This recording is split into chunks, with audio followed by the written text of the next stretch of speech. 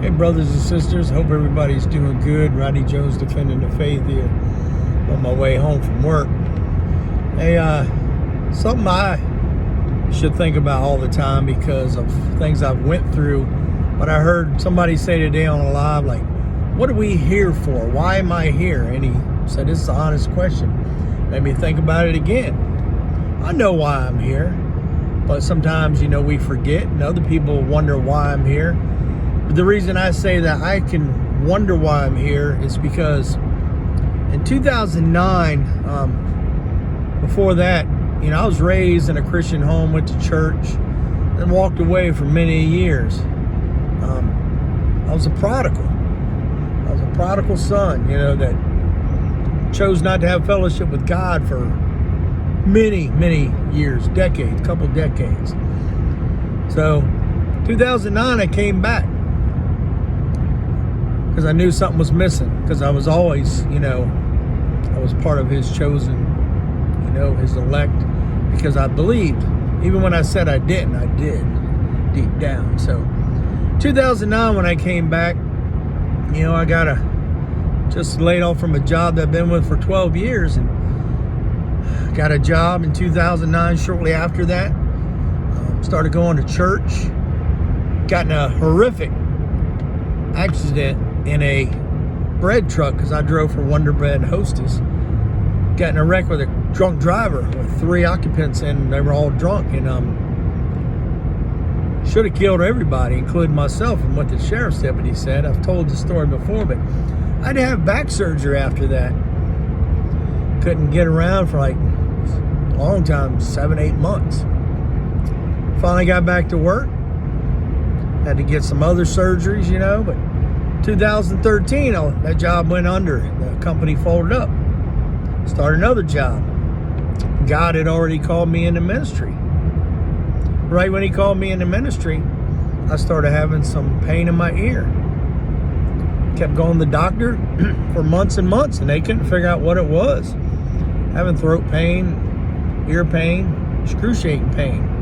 I'm back delivering uniforms for a company, we're back in those old bread trucks type vehicles. Finally, they figured it out. I had stage 3 non-Hodgkin's lymphoma.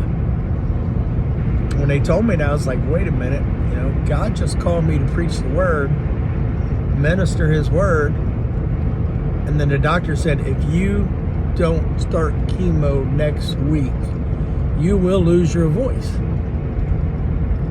Okay? I've been in remission for 7 years from that. That was in 2013. So all this that I went through, you wonder, why am I here? The reason I'm bringing this up again, with hearing my friend say that, Brother Dan Anderson is his name. He plays guitar here on YouTube. Y'all check him out. This guy's an excellent guitarist. But Monday morning, I was driving to work after we had snow on Sunday, and I was on a country road going past the Spotsylvania battlefield where I live, and I drive a Chevy Avalanche, full-size Chevy Avalanche. Big truck, weighs 5,000 pounds almost. Just cruising along on the way to work. Roads were clear. I hit some black ice.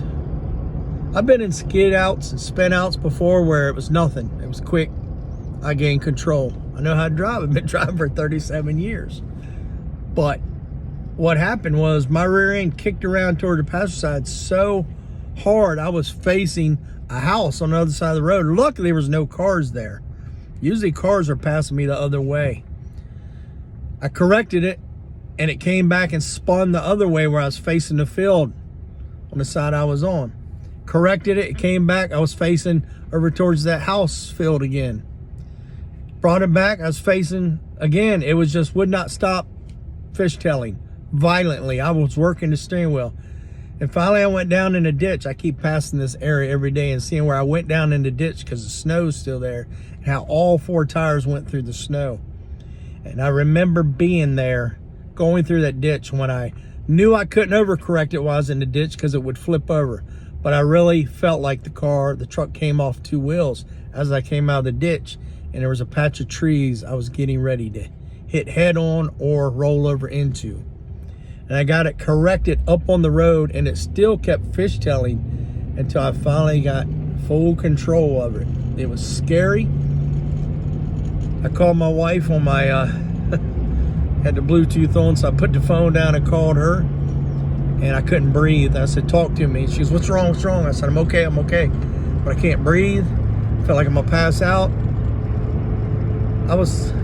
Took me a while to tell her what was going on. She started praying, you know, that I'd get to work safe, but I could have flipped over.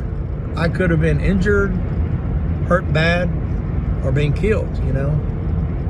But I feel that God saved me again. You know, He's took me through the horrific accident that caused me back surgery, that put me down. He got me through the cancer, which was a death sentence to me, or losing my voice.